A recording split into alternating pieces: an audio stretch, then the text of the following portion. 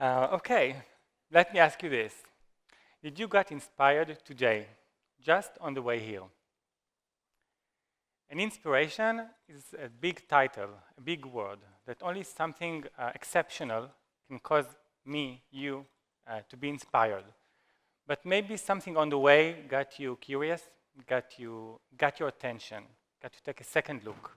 Something ordinary can inspire us or not. When I get inspired, I like to create. I like to show people that little spark that caused me to be interested in something. Not just click share and pass it on like nothing happened. I want to show why it's special to me. I was always like this, always curious, always looking at things and creating. When I was a kid, I created the way I knew how. So I was drawing and sculptured things and did what we all define as art forms. But what I realized is when an art form like, say, a sculpture or a painting is done, that's it. The journey is over. It's just somewhere on display or in my studio. Not a lot of people see that. How many of you went to an art show yesterday? Just quit the office and went to see a design show or an art show. Later, in the weekend, in the holiday.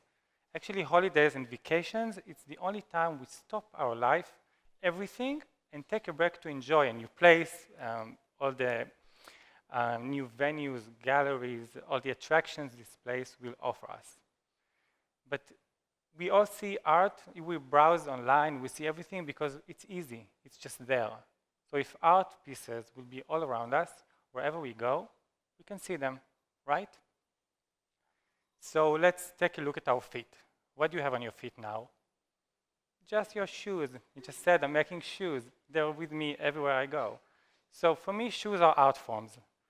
Everybody likes shoes, well, most of people. They're not just practical, it's like an object of desire. It's fashion, it's style, it represents us. But for me, shoe obsession is a little bit different. I see them as wearable sculptures that become alive and part of our daily life and not just presented in a bubble in a gallery. So can it be? Can we wear art? I think it is.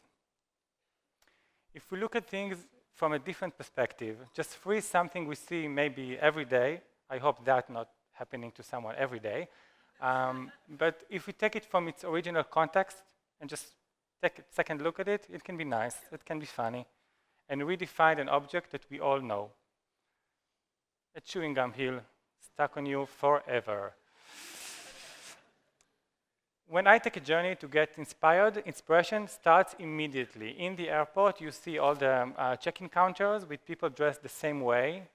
They try to make them look the same, but it just emphasizes how different one person is from the other one. One is short, one is long. I thought it's kind of funny. So I dressed a pair of shoes with a flight attendant uniform and created a uniform shoe. I didn't stop there. I continue for the security people. And by the security people's shoes, or Girl Scouts selling cookies, let's wear them. See, this is art to our feet. It's everywhere we go. In the morning, having coffee. Let's think about something when I'm having coffee. Shoes. Makes sense, right? So this is a new yummy pair of shoes for me. Coffee shoes. In a different part on the stand, just right there, dripping heels from your feet.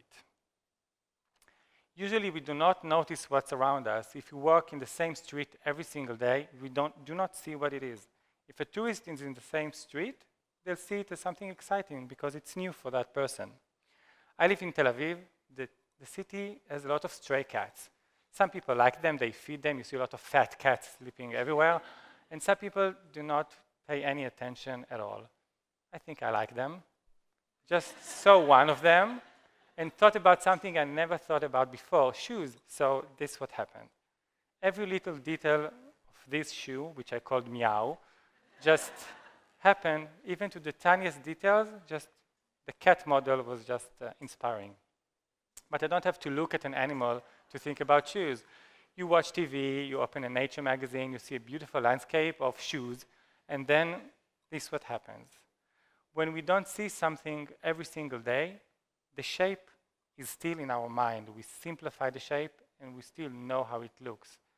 But the shape can be manipulated and we still go back to the original image.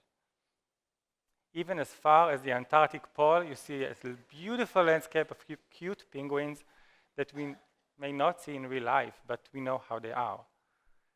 And they can become a very cute pair of shoes.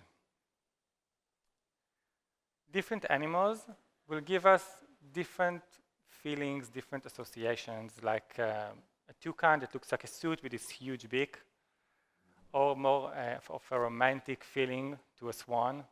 We usually have swans in fairy tales and something very romantic.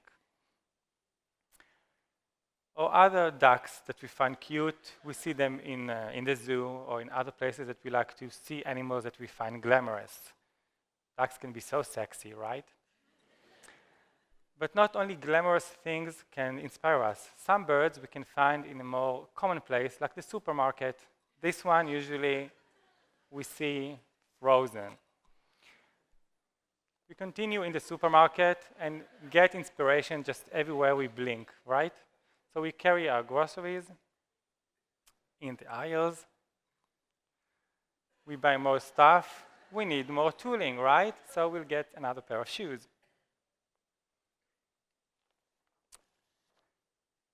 Strolling with the trolley, we go just cross to the fruit section, get something sweet, maybe organic, like mentioned before. And be careful not to slip on a banana. I just had to choose the worst peel to combine with the shoe. And this time, just slip into it and live in peace. Banana shoes. You see, grocery shopping is a glamorous thing. Every day is like a red carpet. It depends on our point of view. But we need to notice things in order to recreate them, to take something out of them. They're a little spark. We live in an era of too much information. There's banners and commercials and everything just stuck in our face, right? Telling us, giving us messages, trying to sell us products. So we don't see them anymore. I don't see banners. I don't see them. They do not exist in front of my eyes. That's why a lot of ads and a lot of commercials use sex. That's it. Take a second look. This is our basic instinct to take a look of something sexy. So let's make some sexy shoes in a new way. This is very inspiring. We are gonna look, whether we admit it or not. And it can be a little bit too inspiring in some cases. Right? It can't get any sexier than this. But who doesn't need that kind of imagery to get interested or get curious? Kids. It's a sharp move from sex to kids, I know. But kids and children, they do not need to be that intrigued to be curious. They have a new pair of eyes. They can find simple things so entertaining and enjoy them and explore them. So in the playground, they have a lot of fun. Most of us have already been there, so it's nice to see them having fun. Or very simple toys that are not really exist anymore. This is completely traced from the past, a little bit dangerous and a little bit fun. Actually, kids, they do not need toys at all. You have, I remember my mom telling me, I got you so many toys and you played with the keys and the remote control, so I just gave up. When you were you and your brother, you just have a lot of pots and pans from the kitchen and shoes on the floor, and you were so happy. Maybe that's explained what you're seeing here today. The fact that we know things and are familiar to us, it doesn't mean that we don't like them. Maybe we forget that we like them.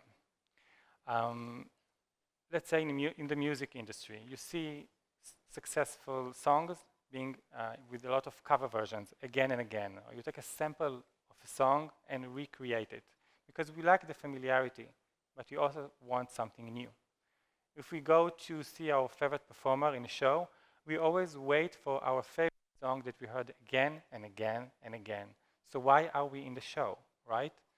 Because we want something new. And music industry has a big visual aspect to it. It's a big part of our culture, and we want to see the music as well. The music industry creates icons. We see them, we love them, they represent us. They're bigger than life, but we feel related to them. They say things that we think, we feel.